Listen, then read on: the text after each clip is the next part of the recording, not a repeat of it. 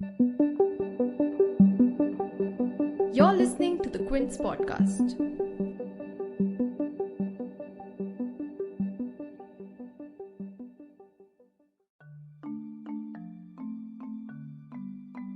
In what can be called as major plot twist in Tamil Nadu politics, ousted former chief of ruling AIADMK VK Sasikala, who was released from Bengaluru jail on 27 January and was widely expected to take control of her own party, the AMMK, and contest in the upcoming assembly elections in Tamil Nadu, announced that she would be stepping aside from politics and public life on 3rd March.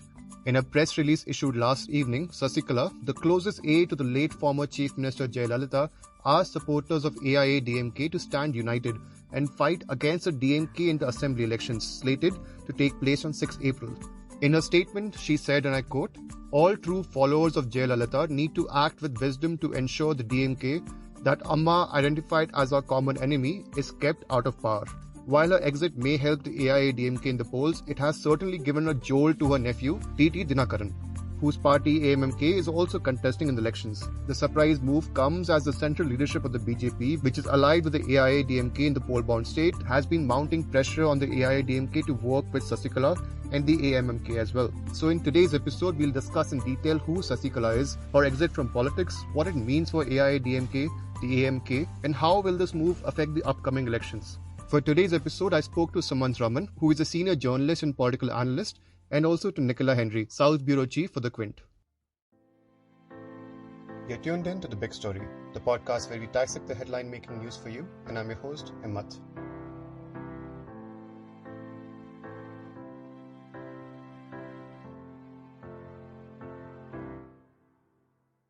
So, hi Nicola, thank you for coming on the podcast. Thank you, Himmat, for having me. So, tell me about Sasikala. Why is she important to Tamil Nadu politics and what's her influence like? Shashikala, to understand current situation of Shashikala, we should look at what she went through as a person and a political leader in the past. Shashikala was former Chief Minister Jayalalitha's close aide. She was a close friend of hers. Public places along with her, and she also used to share a lot of political conversations with her, is what is known. But she never entered politics when Jayalalithaa was the chief minister. In 2016, Jayalalithaa passed away, and that is when Shashikala made a public political entry. It was necessary at that point of time because at that time the AIADMK was in shambles. Party did not have a proper leader to guide it. Though it was in power, they wanted somebody to hold the position of a leader and guide the party cadre in the upcoming Lok Sabha elections.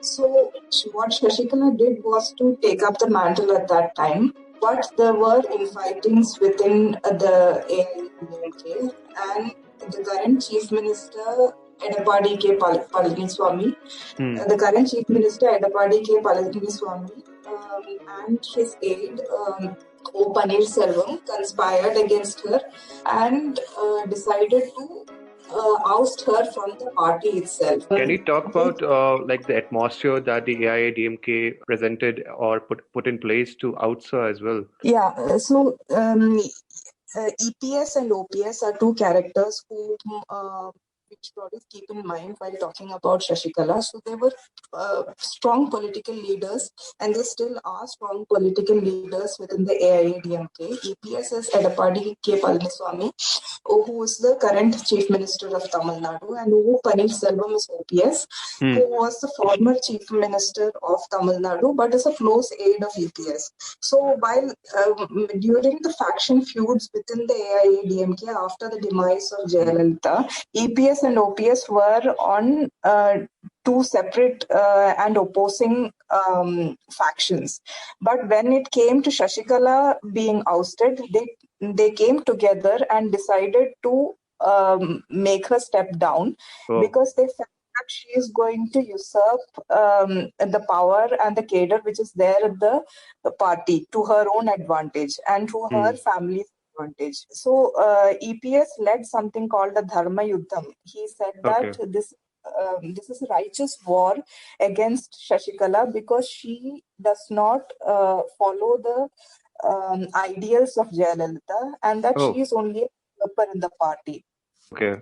So that is why an atmosphere was created where she had to step down. She was sacked from AIADMK, and shortly after, she formed a party with her nephew, TTV Dinakaran, and the party was Amma Makkal Munnetra Kadagam, or AMMK. So once that party was formed, everybody expected Sasikala to be its leader and start campaigning and all that. But what eventually happened was that she just remained just like she was with Jayalalithaa as a force from behind. She remained in the background as a moral force for TTV Dinakaran and decided to support him in his political career, just like she did with Jayalalithaa.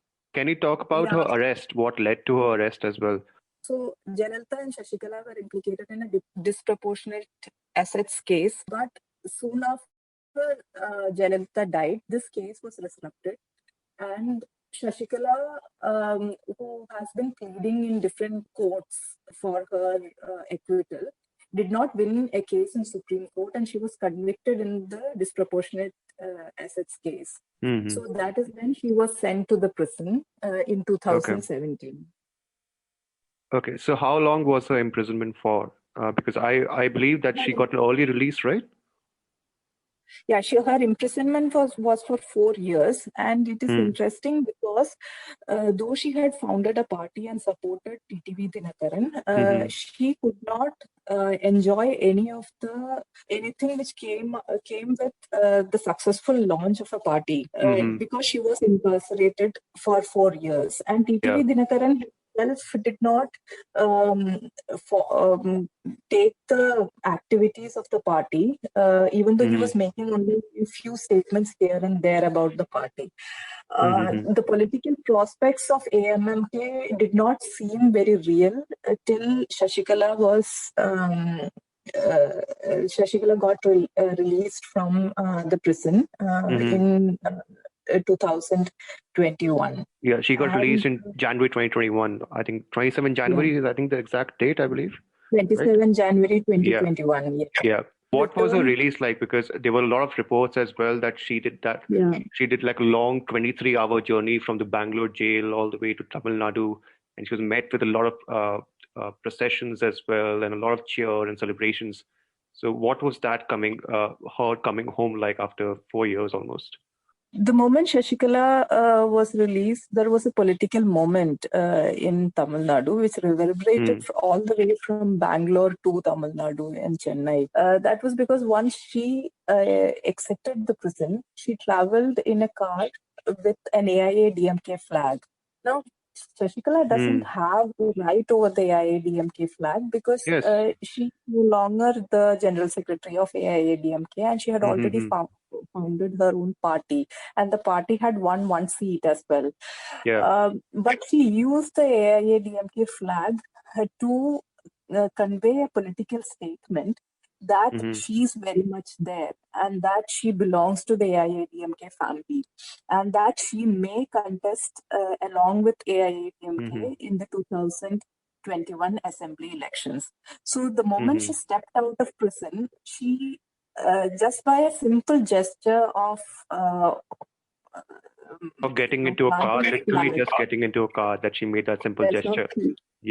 Yes, it became a political moment. Sasikala could not have contested in an election because even now she is not allowed because of the disproportionate assets case to contest in any public office. So it was anyway TTV Dinakaran who would have contested, but the question was whether AMMK will merge with AIADMK or whether they will contest separately, thereby cutting the AIADMK's vote. How was Mr. Dinakaran's reaction to her getting into a car with the AIADMK? So what was there any political reaction or a backlash from that as well? or did she just, it was No, just... TTV Dinakaran actually took it rather well. TTV Dinakaran took it rather well and never commented about her using the AIADMK flag. So it was almost as if, AMMK as a party was giving some sort of a signal to AIADMK saying that, hey, we are here and we are ready for talks if at all you want us to come to the table. So, but that did not work out because AIADMK's leaders, UPS and OPS, were both adamant that Sasikala will not be recalled into the party. That's because they did create a political spectacle out of her removal from the party. So if they went back on their word, they would have ended up as fools, in front of a public who are closely watching their equations with Sasikala. So they issued public statements which said that Sasikala will not be inducted back into the party. And this was even after Sasikala issued a statement saying that she is interested in holding talks with AIADMK, that she wanted to see whether there can be some sort of an alliance which can be formed with AIADMK. And that did not work out because EPS and OPS both were adamant that she will not be recalled. And it is in this context that Sasikala's decision, the current decision of quitting active politics and public life, it's in this context that it has come into play. So she tried her best. What we are being told is that Sasikala did her best to come to an understanding with AIADMK. Now she's dejected, so she has decided to give it all up. So here there is a posturing where she is projecting herself as a victim who lost her friend first, a victim who went to the prison for a disproportionate SS case in which her friend Jayalalithaa was also a party at once, and a victim who got rejected by AIADMK all over again. This victimhood she has been projecting, and it is very important to know that a political victimhood is really appreciated as a public spectacle. So that's where Sasikala is at an advantage here, even though she has stepped aside from active politics. It's ironic, but it is well played. So given how important Sasikala has been to the AIADMK and also to her own party as well, is the timing of her announcement to exit politics peculiar, given that state elections are little over a month away? According to Suman Raman, who is a senior journalist and also a political analyst for Tamil Nadu politics, the announcement has been building up for the past few months and is not a short retirement from politics. See, this has been building up for some time. This is not a very sudden announcement or some decision that was taken, yesterday afternoon or something. Ever since she came out of prison after completing her sentence, she had a very triumphant return with a 23-hour journey by road from Bangalore to Chennai. But after that, she has hardly been seen in public. She has not made any statement except a very brief statement on Jayalalitha's birthday, 24th February. Other than that, we have not heard from Sasikala at all. And the fact that she was not meeting, other political leaders and so on until the 24th, and even then only a few of the smaller party leaders went and met her. Nobody from the AIADMK went, no minister met her, no senior leader met her. So I think that all of that pointed to the fact that she was not going to destabilize the AIADMK before the elections.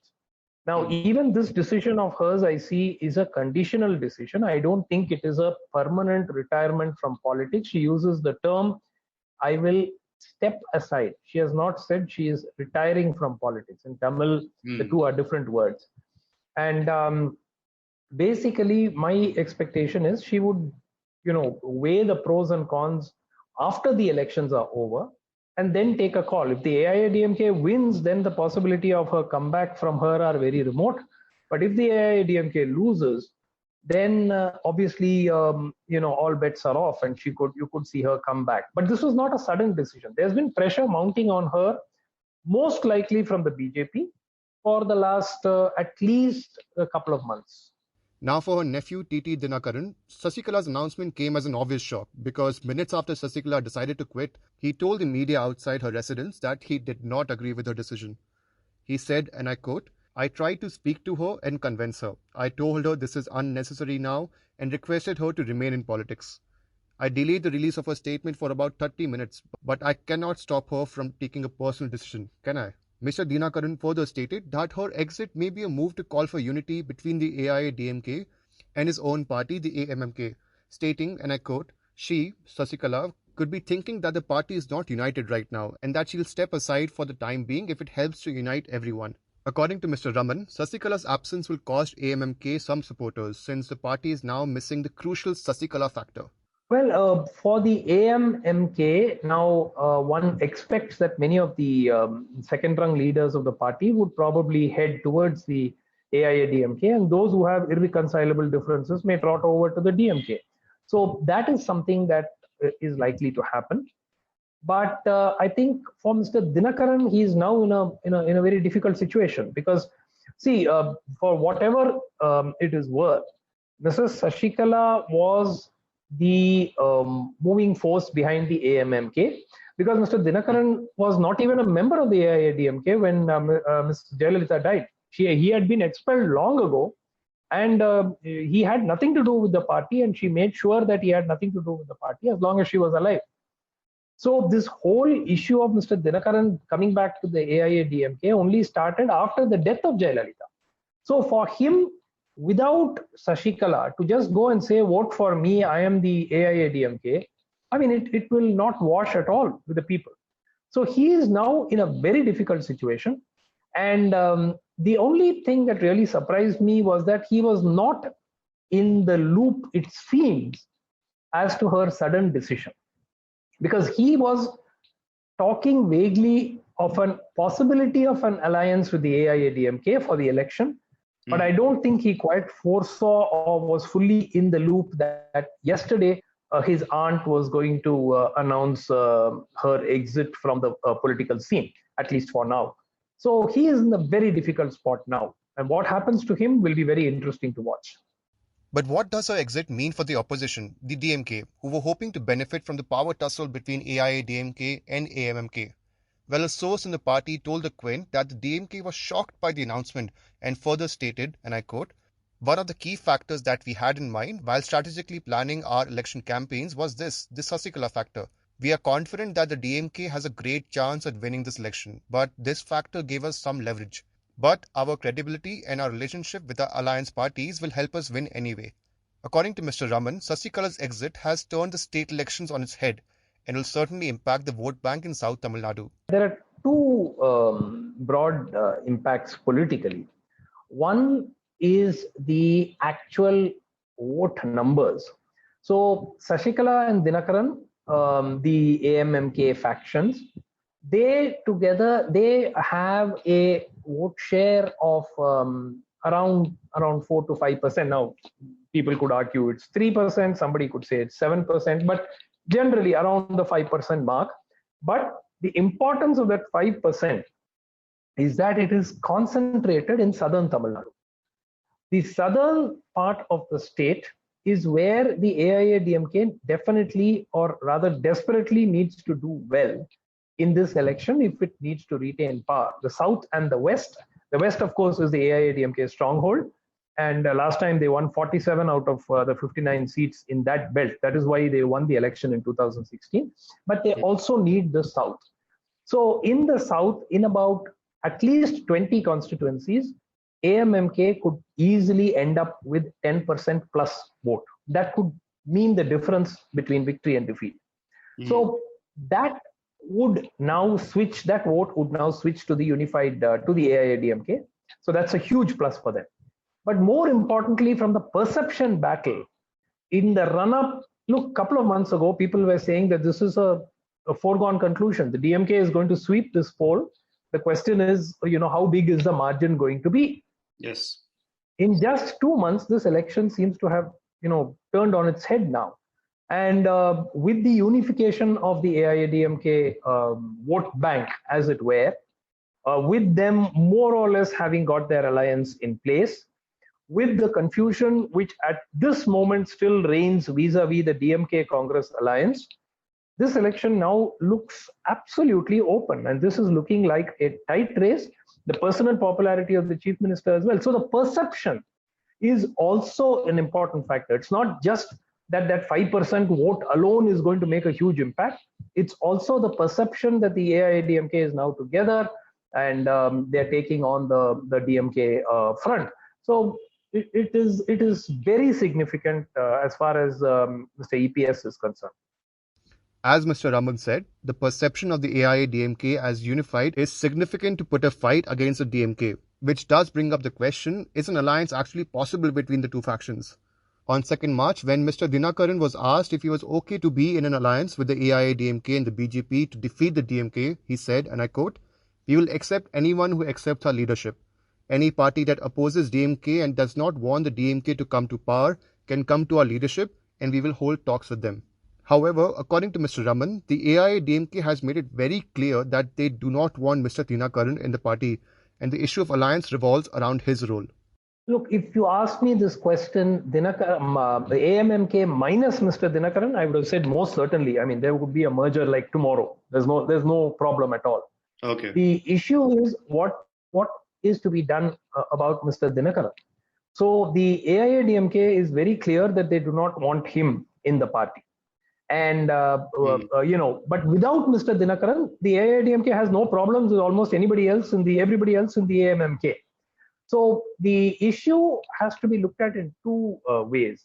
One, if there is an exodus from the AMMK over the next few days, and some of those members are given tickets by the AIADMK, now that could be a very significant move, which means that the AMMK effectively will cease to be an electoral force even before this election.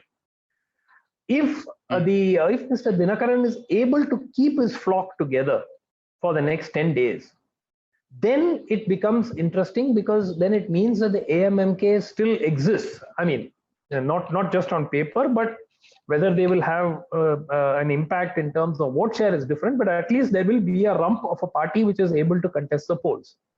So over the next 2 weeks, my gut feel is we could see an exodus from the AMMK towards the AIADMK, and that could actually determine which way, whether there's going to be a merger or whether Mr. Dinakaran is left with no option but to, go on his own, which means that he will cease to be a significant electoral force.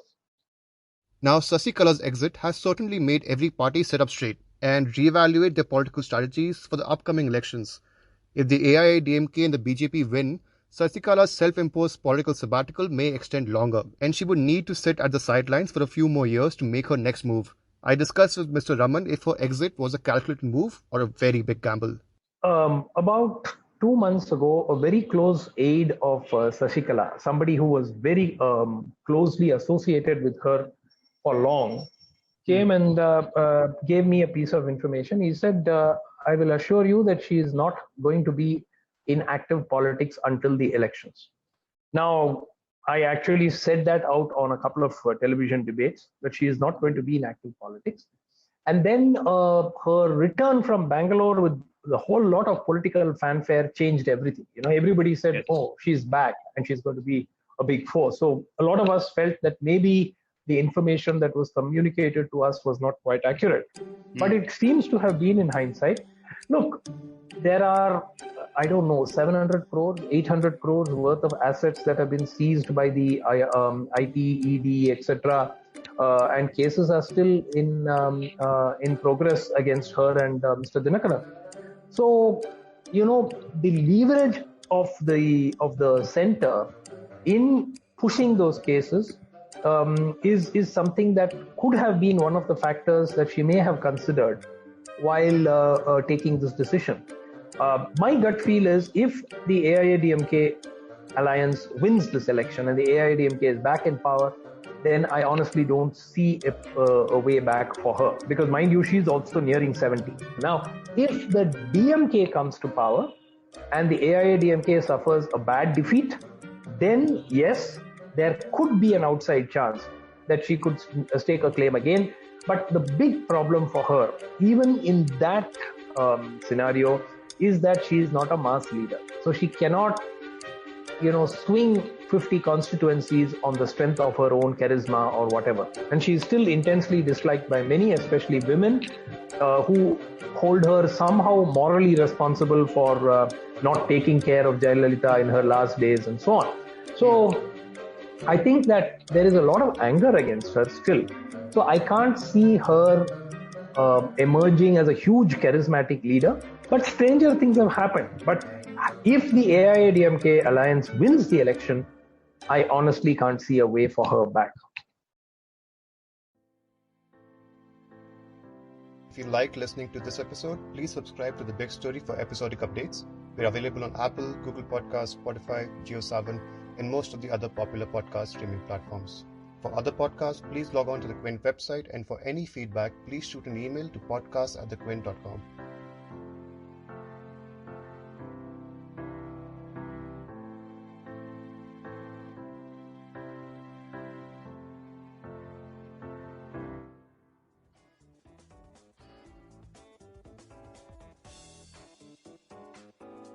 Thanks for listening.